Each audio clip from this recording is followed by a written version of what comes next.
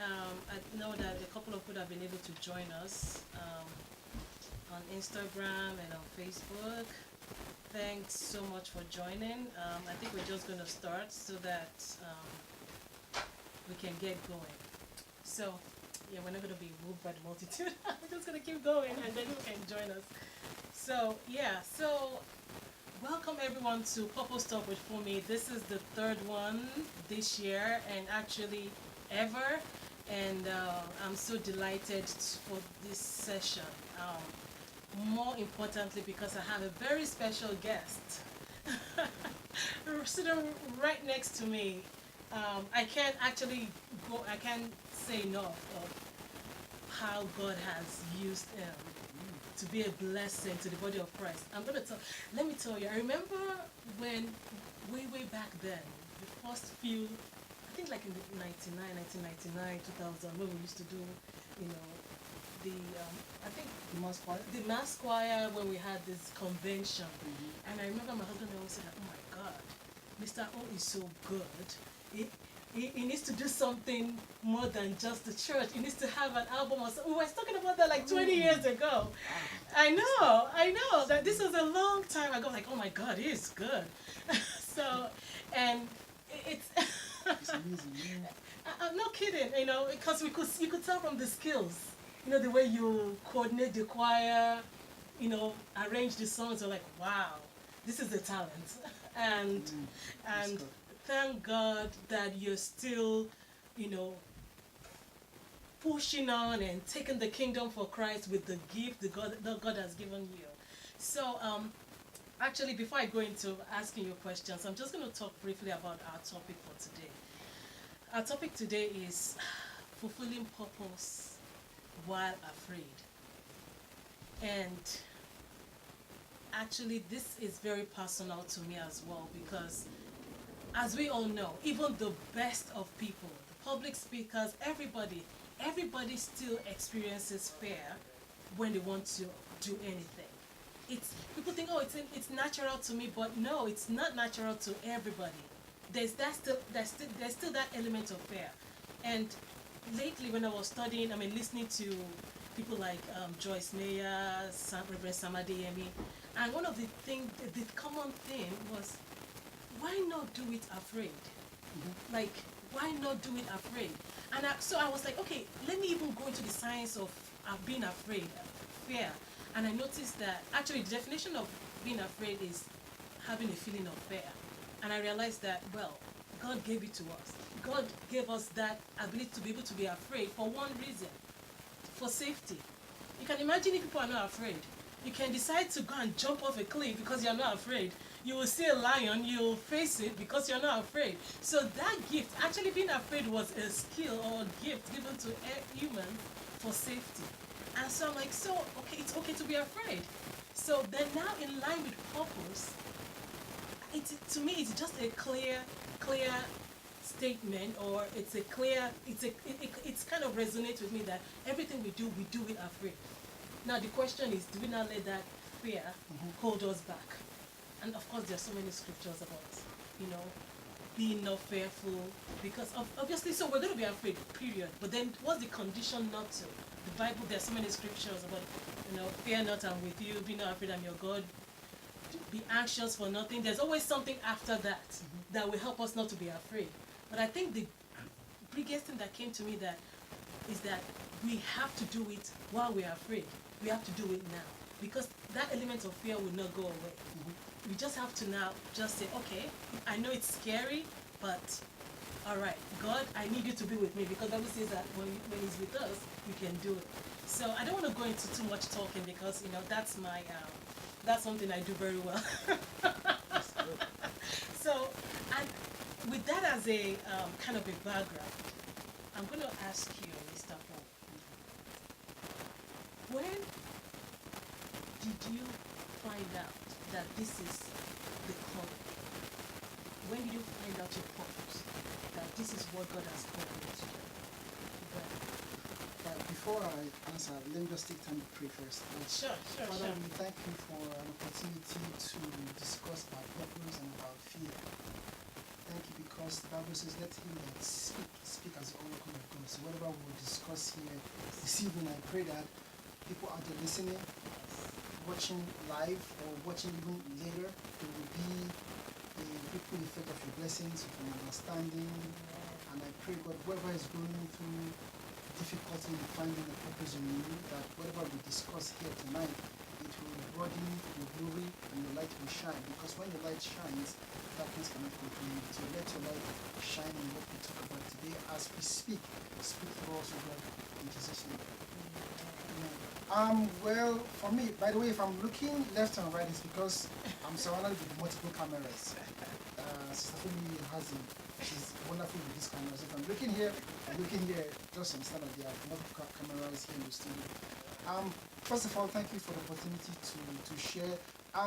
When I got the call and the text that okay, we're going to talk about this, I wanted to write down how I was going to respond to the questions, but then I just felt like, you know what, it's best you speak from your personal experience, speak from the heart, speak from what you know. So I don't want to, like Paul said, come with enticing words of man's wisdom.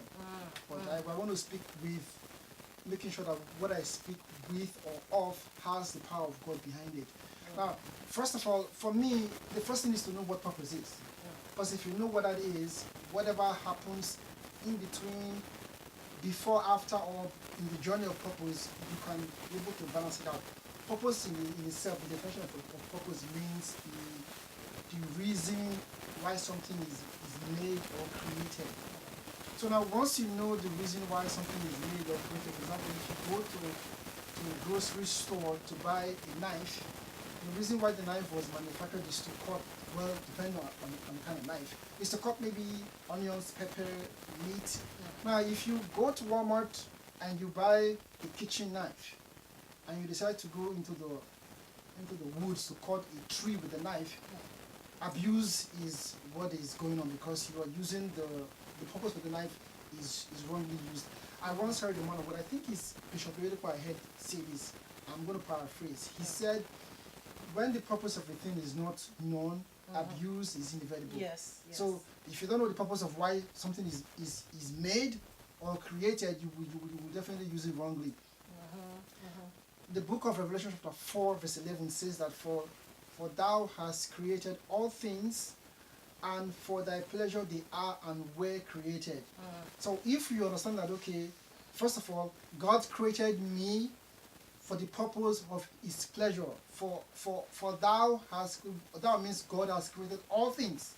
For his pleasure they are and were created. So I think the first thing is that if you know why you were created, that okay, God created me to give him pleasure. Once you understand that, that kind of gives you a head start. So that even when you are you're doing something afraid, like you said, like you started with, like you're going on a journey and you're afraid. But if you know, okay, look, God created me for his purpose, for his pleasure. So whatever happens, of course there'll be funny enough, see, the mistake we make most times is that we always think that what distracts us from purpose is failure. Sometimes it's not failure. Paul said, what can separate me from the love of God? Whether it's darkness or light, whether it's an angel or a demon. So sometimes what might seem like light, or even light itself, might be a distraction from the purpose. So I want us to also be mindful that purpose is not just, or distraction or fear is not just the only distraction from purpose. You can something good can be going on, and then God can say, okay, you know what, you are. For example, an example is Elijah. The Bible says he was farming the land, God sent Elijah to the brook, and where he was Elijah was good. There was food. Ravens was giving him food and there was water. If I were Elijah, I would stay there like, God, I'm good here. I'm just going to stay here. But that wasn't the purpose. And God said, okay, you know what? Where you are is good, but this is not where I want you to be. So God had to move him. And sometimes we got to be careful when we think that what is shifting us from what we see his purpose is there. But sometimes it's God himself saying, okay, you are staying here for too long. This place you think is a blessing. This is not where I have something better for you. Or in this journey to your purpose, there's somebody I want you to meet and bless. And if you stay here, you won't come across, or you won't cross path that person. So now for me, so go back to the question, how do I find purpose in my life? This is one way I found it, reading the Bible. Because, sorry, I talk about the Bible a lot. I'm a Christian, so I always refer to the Bible. It's all about it. Yeah. It's all about God. It's all about the scriptures. This is how I've always loved music from day one. My father has been an encourager of music for me. He bought me my first keyboard, a very small keyboard like that. I mean, a pastor friend of his who came from Enugu. Enugu is a state in Nigeria, Africa. So he came and he taught me how to play the key of C. And then from there, of course, I developed myself and met people, read books, and and that's how I started playing. But I always loved music. I went to school and I read communications in school, so it's not like I went to college. But I've always loved music, always. And one of the things that settled it for me was the story of Moses, Miriam, Pharaoh's daughter, and Moses' mom. The Bible says when, of course, Pharaoh was killing every newborn in the camp of the Israelites. So Moses' mother hid him in the basket and pushed him on the river so he can escape. Now, why put him on the river? Miriam followed all through. Now, when Pharaoh's daughter saw the baby, picked the baby up. Oh wow, this is a beautiful baby.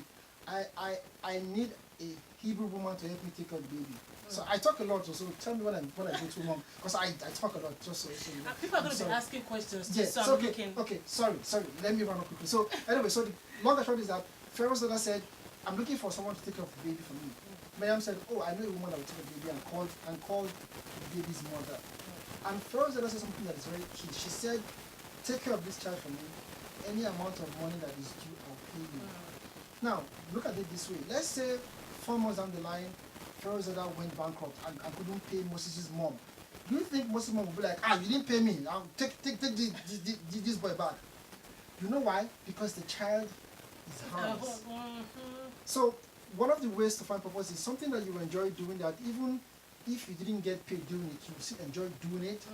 That is a way to find purpose. So, but if you make money from it, glory to God. But if it's something you could do, like Moses' mother taking care of her own son, and if Pharaoh's daughter said, "Oh, sorry, I can't pay you," she wouldn't be like, "No, you must pay me, we are going to court." She would be like, "That's fine, because that boy is my son." So that is, for me, that was one of the ways I found out. Look, I love the music. I could stay in the studio forever.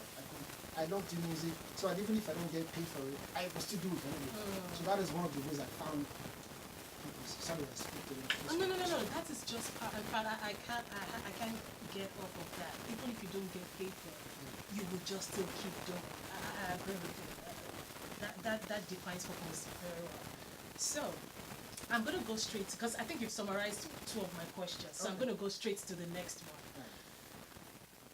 Have there been times, because yes, even though we love doing this, if you don't get paid for it, there'll be challenges, because one of the things I found out, so talking about fair, the opposite of failure is not success. Because you need failure to be successful. So it's actually an attribute of success. So I just realized that, because one of the things about everyone is, oh my God, the fear of starting. First of all, that's one. Then once you now overcome the fear of starting, the fear of, oh my God, what are people going to say? She's not making much, she's not doing well.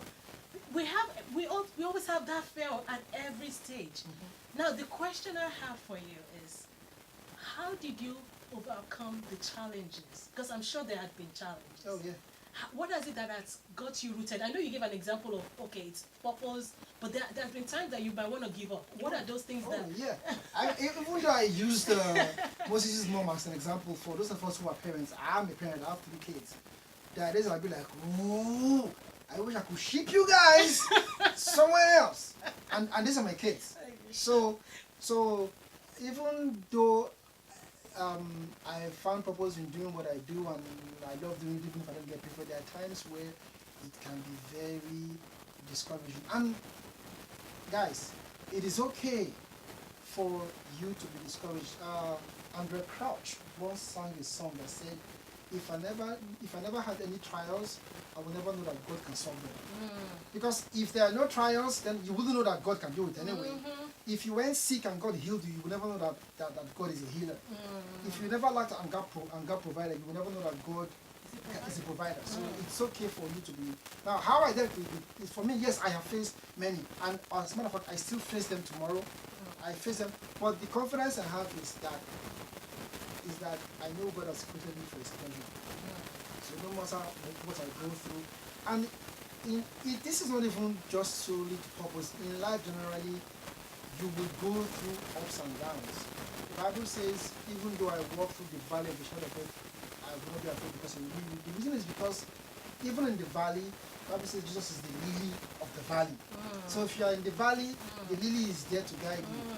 So whether you're up, whether you are down, there will be distractions. And funny enough, sometimes these distractions will come from people you know, people that are close to you, not from a very far distant devil. I mean, it might be sometimes it might even be you yourself being distracted from what you are supposed to be doing. Now, how do I deal with it? For me, one of the things I do is to I always pray. I always tell God, look, you know, the Bible says that He grants us the desires of our heart. I interpret it to mean that the desire in your heart in the first place, God put it there because that which is born of flesh is flesh. That which is born of spirit is spirit. So if you are born of the spirit, every desire you have is born of the spirit, is born of God. So I tell God, okay, this desire I have doing this work is born of you.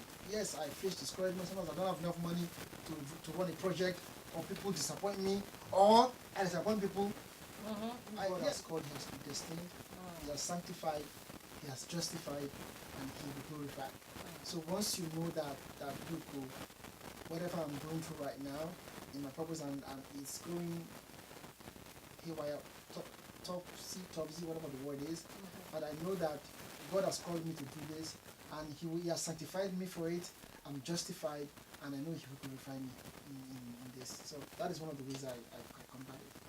That's very profound, because I was actually doing a research. I mean, I was just talking about about fear, history of how the science behind fear, and and why it's we always talk about this adrenaline that is the once fear comes in, it pumps up. It pumps up. So God gave it to us for a purpose, right? So when I was there was this thing that came across about how people that make scary movies, what they do to make sure that this is good scary movies. And there were 3 things that I found out. They have to make sure that the visual image is disturbing. Of course. 2, it has to be an imminent threat. You know how they do Zoom? Yeah. The imminent threat. And then it has to be beyond your control. And so those are the 3 things. And 2 things, actually, the 3 of them resonate. The visual. It reminded me of something. And I think I put this story on Facebook in the past when we traveled to Europe last month. The visual. So I've been to many, tall buildings, and we go to the top. But the Eiffel Tower, I was so scared. Why? Because I could see us going up. Oh yeah, so you could see. You could see how you are going further and further, and the fear was gripping. Like, oh God, okay, when are we stopping? Is it we're not there yet? Meanwhile, the Empire State Building, which is taller, we went in and we're at the top. And because you didn't see how you got there. You didn't see how we got there, and to me, it just resonates that fear a lot has to do with what we see. If only we can overcome what we see and decide to see what God sees, I believe that would help us with the fear. And then, of course, to the part of lack of control, that is another thing. God gave us that fear for many things. Safety, like I said. And it's beyond your control. But then it goes back to the point of prayer. Yeah. And that is when, if you see all the scriptures about fear not, I am with you. So it says, fear not, I am with you. So then that's why you fear not.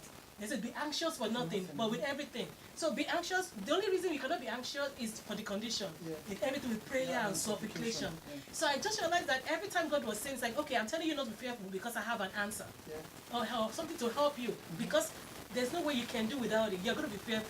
So I'm sorry, I'm not looking at everybody. So fear is a good thing. I think that's the summary. Being afraid is a good thing. But it's how we handle it that is actually will either set us backwards or propel us. So thanks for that answer. I think that was perfect. Okay, so you went to the point of I'm going to ask another tricky question. I know you kind of summarized it. Can you give us an example at a point where you wanted to give up? Oh, so many. Because It's I a can lot. relate. Every time I'm about to do these purpose talks, I'm like, God, why am I doing this? Like, who asked you? Who sent you? There's so many times, and this is not just for music, as in life yourself. I don't know. I've shared this. I shared this story on CBN when I went for an interview. I got to a point I wanted to take my own life. No way. Oh yeah, I showed it on CBN. Yeah, it's on TV, but they didn't show it in America. They showed it in the world, but not in the States.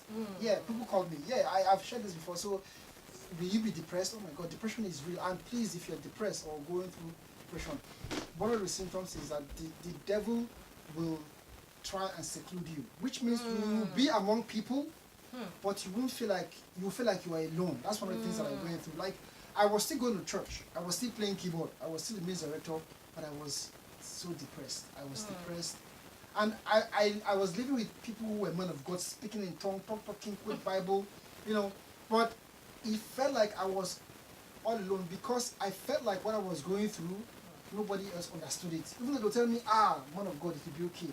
What we do is they will speak Christianese. And I'm a pastor's kid, so I've heard Christianese since I was born. So I know. You speak it well. Yeah, so I know what it is. So it was a very trying period in my life that I was going to kill myself. As in, I already went to the store. What I was going to drink. Wrote down my suicide note. But God delivered me. God through one pastor. God, a call came through, and that was that was what delivered me. So the question again is how. An instance. There's so many. Which one will I give you guys? a lot of instances. So at that point, like that example you gave. What prevented me from doing it? Yes. Okay. Let me finish the story. So, I was so depressed.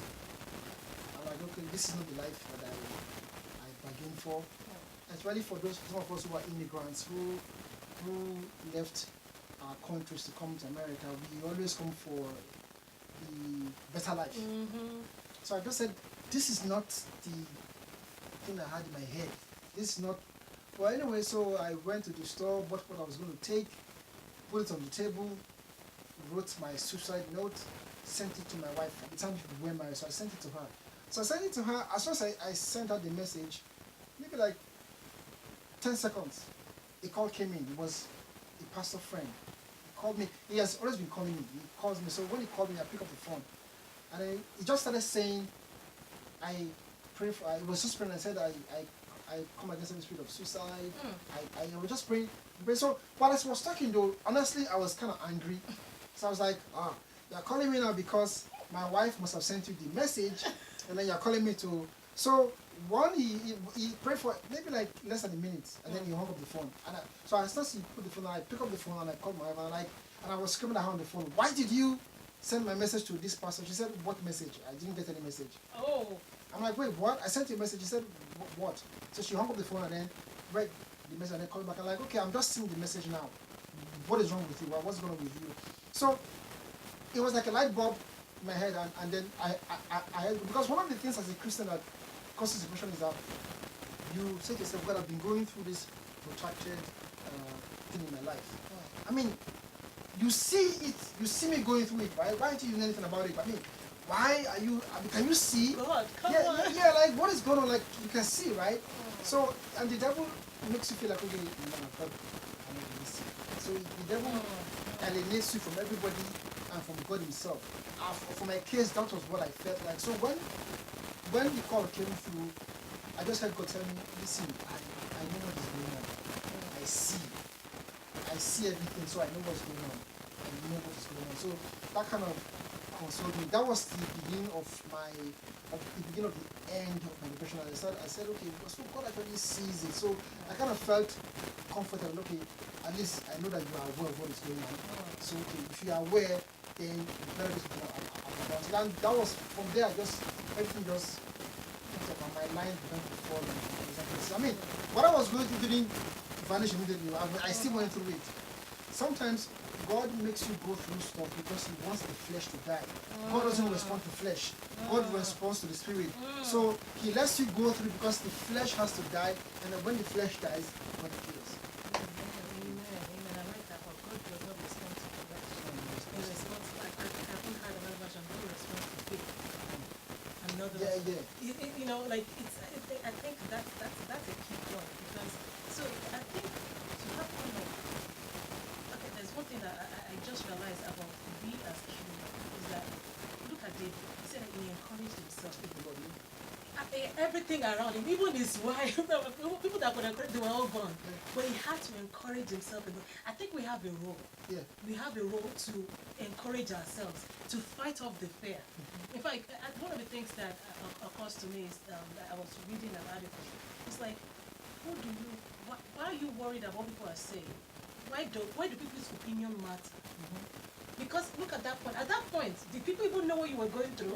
So why would people's opinion matter to you when even when you're in a dark state, they're not there? Yeah. So why would you take anything that was said against you or any action? Why would you take it personal? Because again, it comes to the point of it's you and God. And when it comes to your purpose, it becomes you and God. It's a personal race. At the last day, you give an account for yourself. You won't give an account for the next person. So it's a personal race. The Bible says, "Work out your salvation with fear." You got to work it out.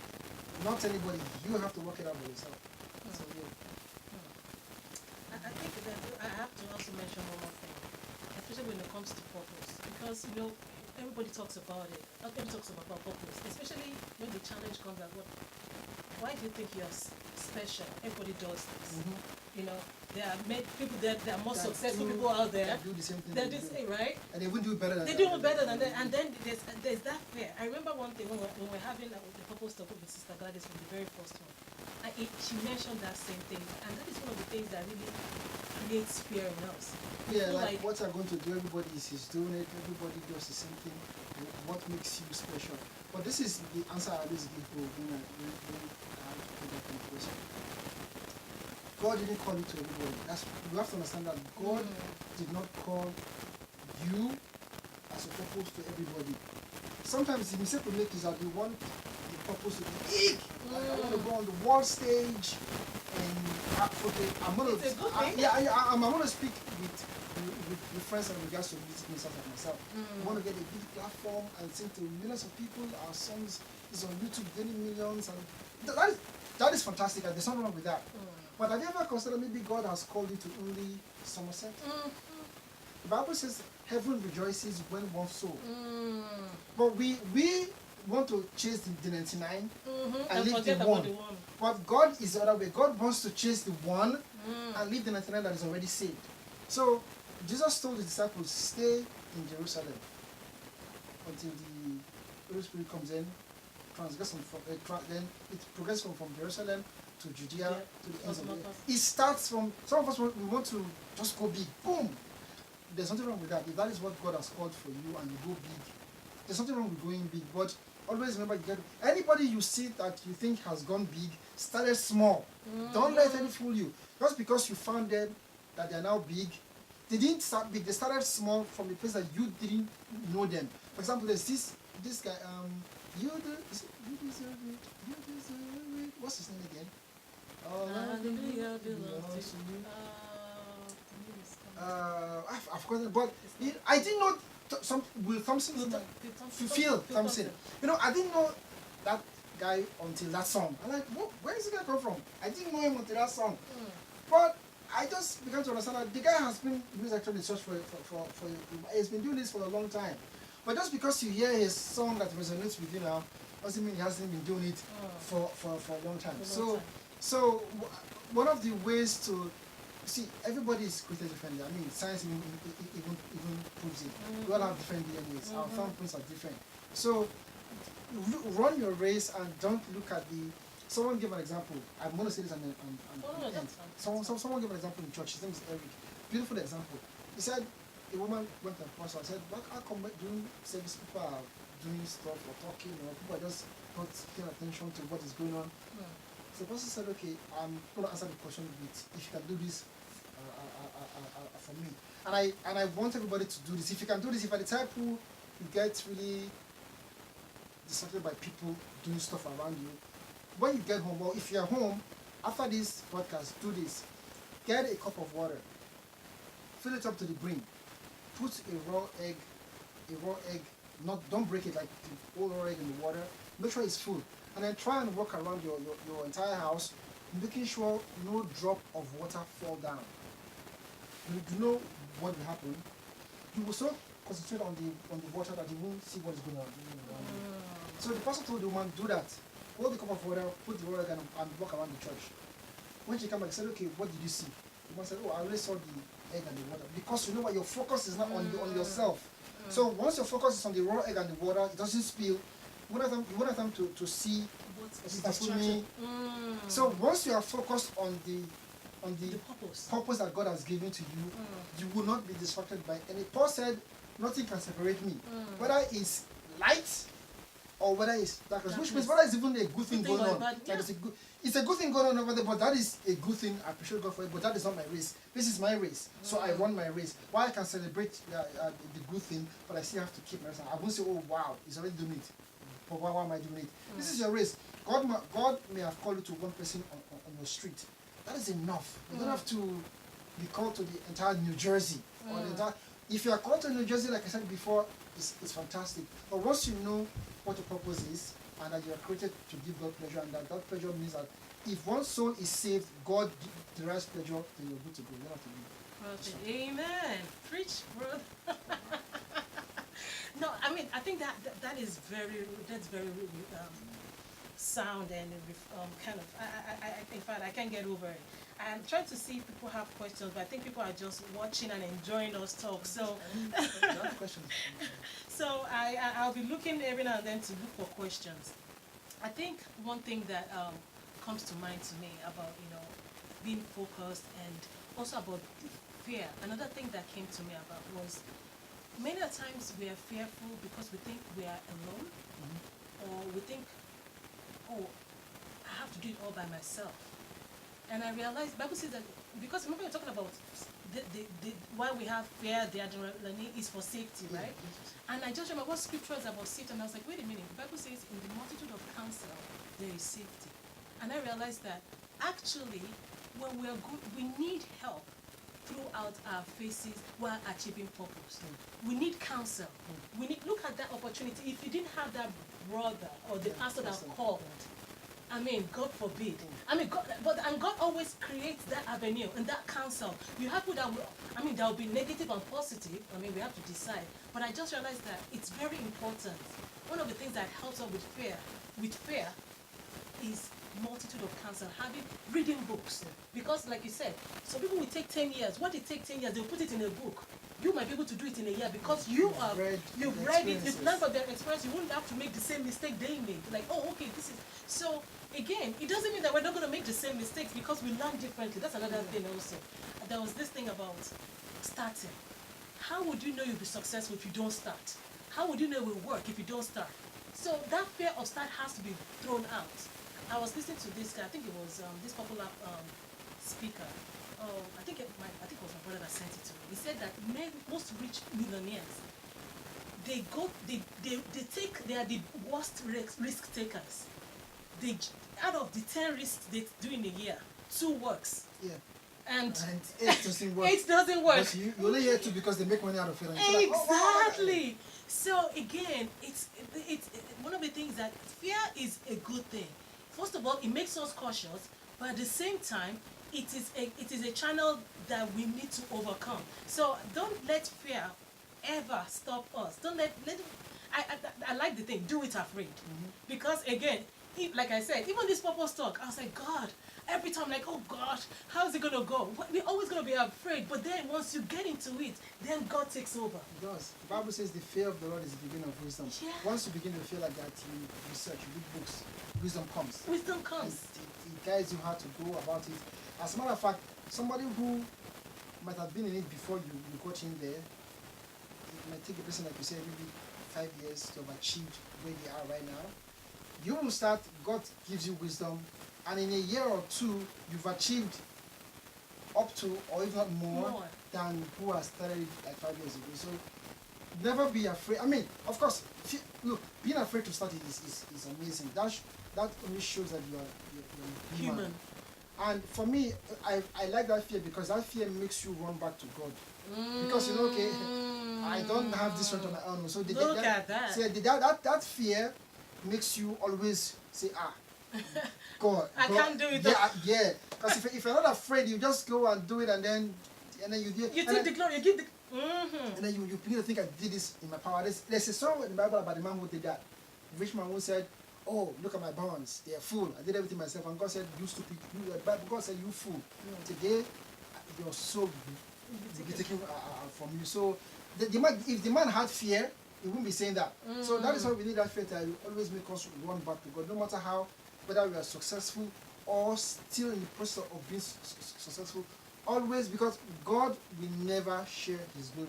He says, I, the Lord your God, am a jealous God. Period. So he won't share it. So that fear is there to always make you run back and say, okay, God, I need you in my life. Please help me. That's why that fear is there. Thank you so much. I mean, I think that is profound. And of course, when I round up, because of time, the last question is that, I know you've given us a lot of encouragement. What do you think is the take-home message? Like when you, after this broadcast, something that you should keep in your head at all points. Do it afraid. Yeah, that is the summary of everything. Do it afraid. Whatever you want to do. But it's the journey that you take. The things you learn along the way in the journey is the most important thing. I remember when my father used to take us used to travel from Lagos to our state, Delta State. What amazed me in the journey is not when we got to Delta State. It's the things we saw along the way. We bought bread, we bought banana, we bought granite, we bought this, we stopped at the restaurant, we ate. These are the things I remember. What we did in Delta State, when we got there, I can't remember. I know we slept, we woke up. But the journey in the car as we were going, the things you learn along the way, those are the things that you will teach your children. Those are the things you will write a book about that people will buy and get understanding. So please cherish the journey. Understand it. It might be difficult, but it's a process. And whatever happens, even when you're afraid, do it. Do it afraid, and God will bless you. Amen. I think that summarizes it all.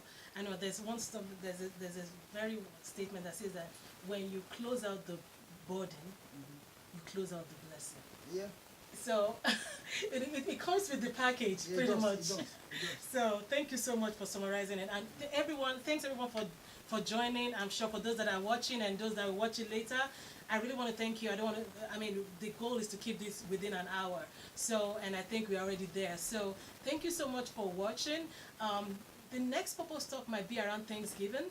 And I think this will be around purpose in our families. The purpose of family.